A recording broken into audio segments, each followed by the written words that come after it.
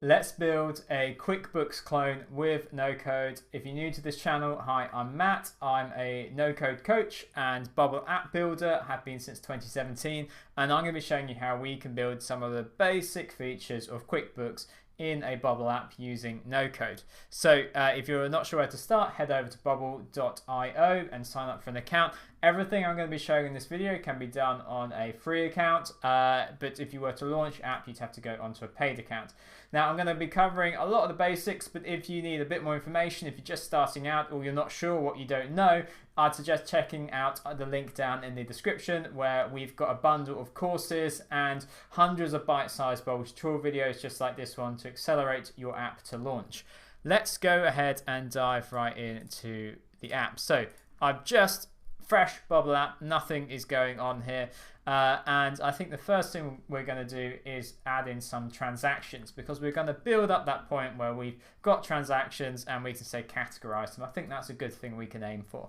So I'm on the index page here and I'm going to change the layout to column. If you've got any background in web development, you'll be familiar with Flexbox. Basically, rows and columns use Flexbox. Fixed can feel really tempting, but it makes it a nightmare when it comes to making your app responsive to different screen sizes. So always, 99% of the time, use rows or columns. So we'll go with this and we'll add in a group. And group is like a div. Again, if you come from a traditional coding background, it's just a way of containing or holding or grouping a load of elements. So I've added in a group. I'm going to give this a max.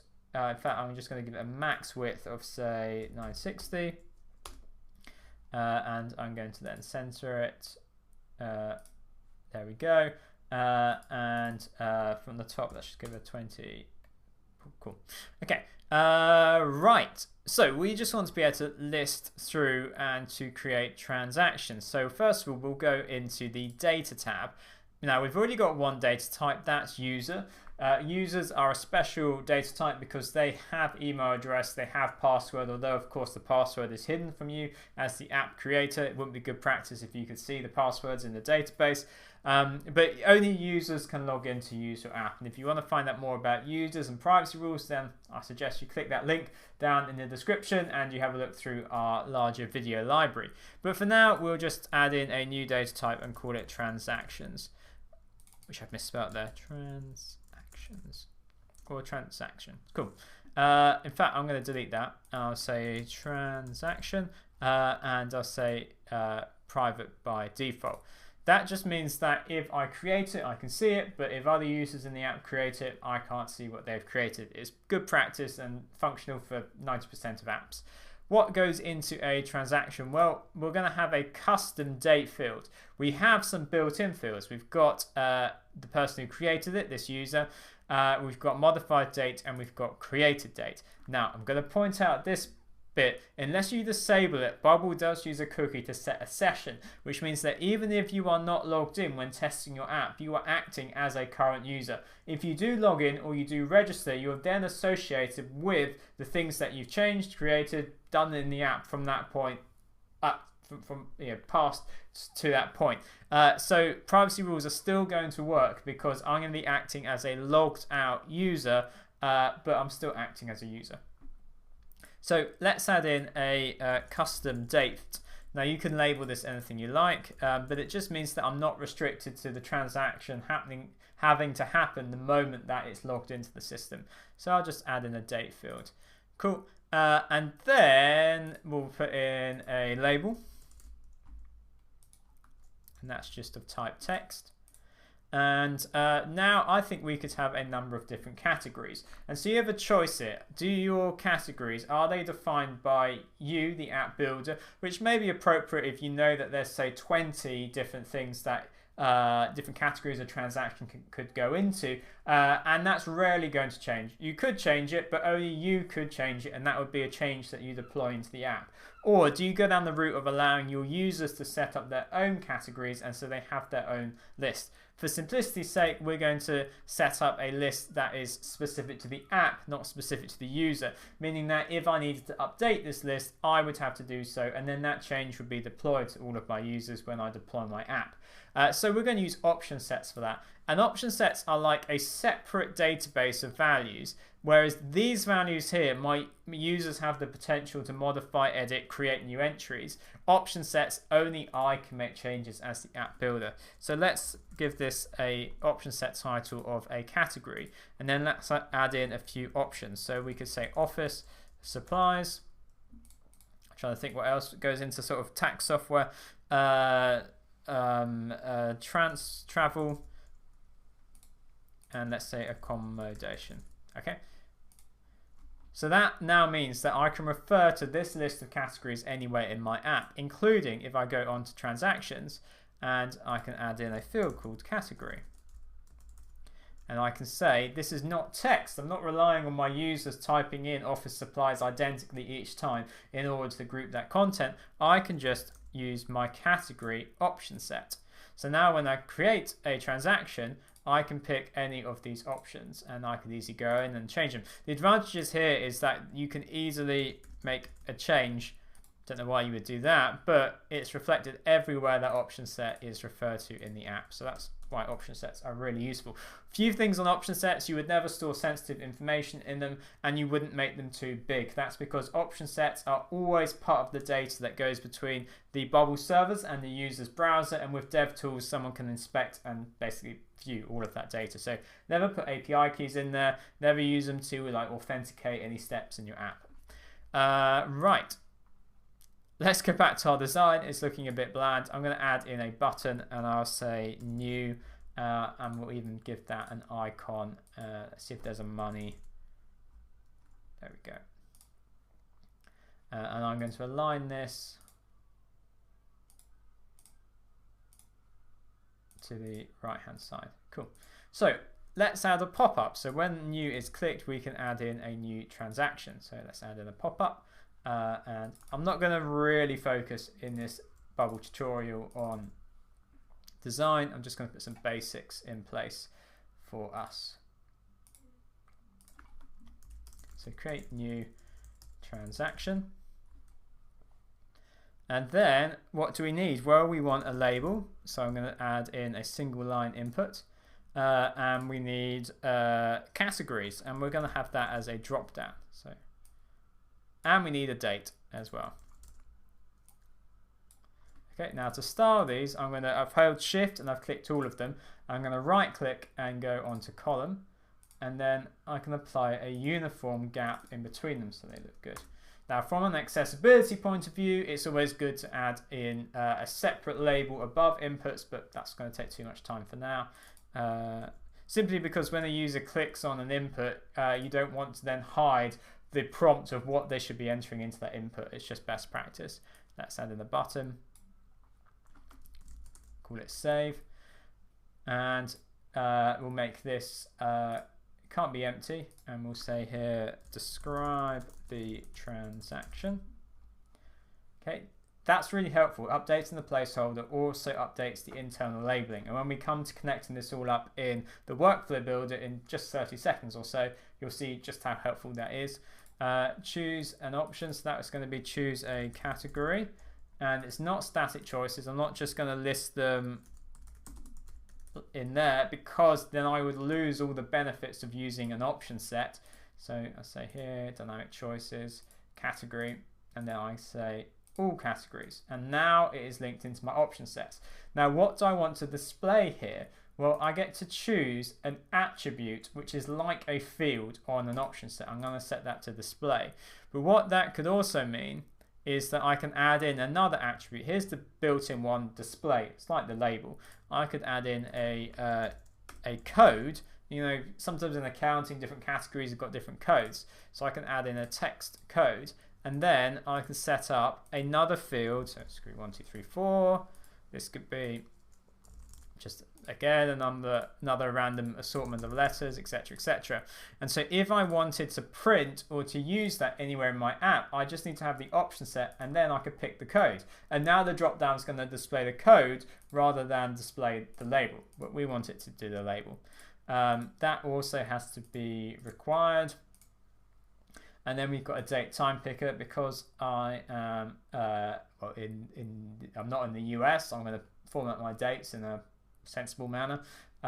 So we'll have something like that.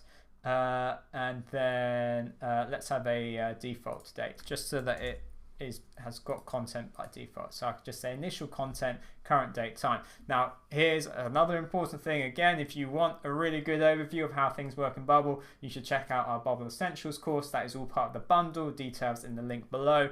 But even though I'm just wanting to save a date, today is the 9th of December, it's always going to save it as a date with a time, minutes, seconds. Yeah, it's going to have that level of detail. Just something to be aware of when working with dates in Bubble. You can, I'm going off on a bit of a tangent here, you can sort of round down. So we can say round down to date, but then just be aware of how that works with time zones. And especially if someone's time zone has got like daylight savings. If you knock an hour off midnight, does that then become the previous day? Okay. Time zones, dates, they do get complicated, but we've got, thankfully, some videos that cover that as part of our video library bundle. This also cannot be empty. So what happens when someone clicks save? We go through to the workflow builder. We're here. I'm going to go ahead and turn this into the beta workflow so that this video is going to be a bit more useful going into the future. Here's the button. So button is clicked. We then create a new thing. And we create a transaction, and we fill in the different fields, and we match them up to our inputs. So I have a category input, I have a date input, and I have a label, which I said input describe the transaction. So this is where it's helpful that I updated the placeholder, because I know exactly what input to refer it to. Cool. And then we want to reset the inputs. That just means that if they were to reopen this pop-up, they wouldn't see the previous details. And we will then hide the pop-up. Okay, so all that's now left for us to do is to show the pop-up. So on the new button, we would say show the pop-up. Okay, and here's where you really get your money's worth, although it's probably a free video on YouTube. Let's add in an amazing bit of UX experience here. These are the top tips you won't get anywhere else, because I'm going to say let's set focus, so that as soon as the pop-up opens, the cursor is blinking in that first input, so they don't have to manually select. We're saving our user precious seconds. Cool, that is perfect. Let's go ahead and preview.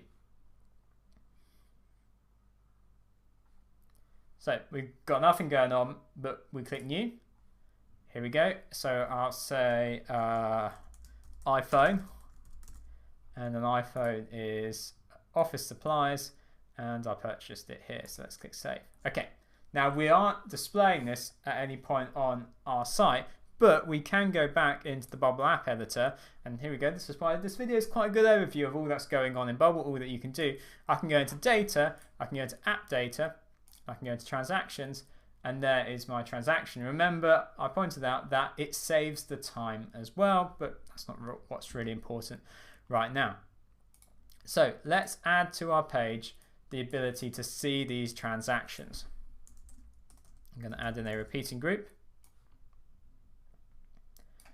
Yeah, that's fine. Yep, that's fine. And so the repeating group is a way of listing through data. In fact, I'm not going to use a repeating group. I'm going to use a table. Now, the Bubble table element is like a repeating group. It basically serves the same function of listing through data in your database, but it's still in beta, which means that it's missing many of the features that repeating groups have got. For example, you can't do pagination with tables. The single advantage of using the table element instead of repeating groups is getting columns nicely to line up with each other, which is what we'll do in this case. So it is a list of transactions. Where do we get our transactions from? Well, we do a search for them in our database. Transactions. Now, I don't need to add necessarily created by equals current user, because if I have privacy rules set up, and privacy rules are the only proper way to protect data and saying what data can leave the server and arrive at a user's browser, it simply isn't enough to not show the data. The data could still be being sent, in which case it could still be scraped, or data could be got that you don't want your users to have access to. You must use privacy rules to lock that down. But if privacy rules are in place and I say only transactions that are created by this user can be viewed by this user, I don't need to add in the constraint there. In fact, it can give you a false sense of security in thinking that your privacy rules are being executed correctly. Again, if you want to check out privacy rules, learn more about them, we cover that in many videos and in our courses. So let's now do sort by custom date, where we put the most recent one at the top. And now we'll just say, we'll make this width 100%. Okay, and we'll, into our row 0, we'll add in, we'll say description. And we'll make that bold because it's a header. And then in here, we will say category. And in here, we shall say date. Okay, and then into here, so row 1 basically acts as the template for all of the additional rows. So I'm going to say here, current rows transaction label, current rows transaction category display. But just so I can show you how we could use multiple ones, we can say current rows transaction category code. Yeah. Actually, I use emojis quite a bit, so you can add an emoji as a text attribute to an option set, and so then you have an icon attached to the option set. Let's paste that across, clear it out, and we'll say custom date, and here we can choose how to format the date, and you can do it with a custom one at the bottom if you need to. So now if we go back to our preview and refresh it, we should actually see that transaction that we added in to start with. Cool, there we go. Let's just tidy this up a little bit. So I'm going to put this into a, in fact, I don't need to do that. I basically just want to stop it from touching the very edges of the page. So let's just give this a max width of 960, just like what was above it. 960, max width 960.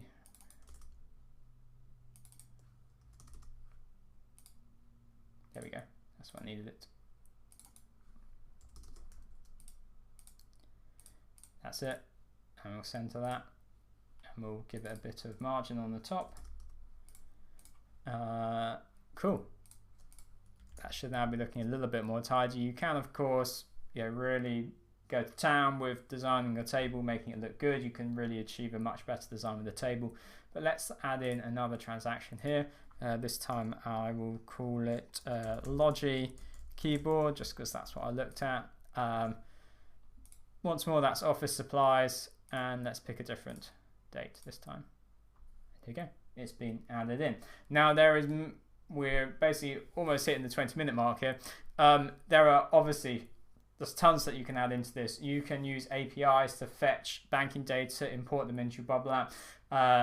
You can do all sorts with it. If you want to see me take this to turn this into like a mini series, then please leave a comment down below, give it a thumbs up, like and subscribe, the whole thing, because I like to go into a lot of detail with these videos, and if you like the detail I go into and you want to learn more from me, then click the link down in the description, head over to our website planetnocode.com and get our bundle of Bubble app builder resources.